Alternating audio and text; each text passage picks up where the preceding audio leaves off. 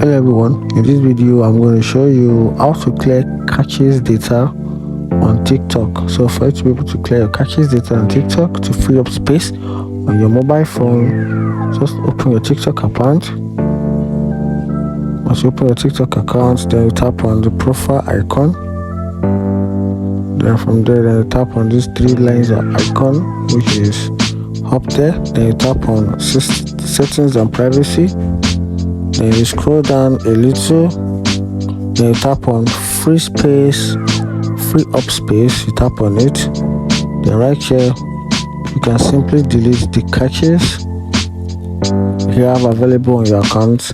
This actually varies. Into other people's account, you can have about 2 to 3 gig. It depends on how often you use the TikTok app on your mobile devices.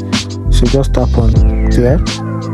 Then that's it. You can see the caches level has went back from 30 something MB to 0 MB currently, and this is how you can come back and do it over long time, over a short time of period. Because as time goes on, you keep using this again, if you come back and it will fill up the entire space.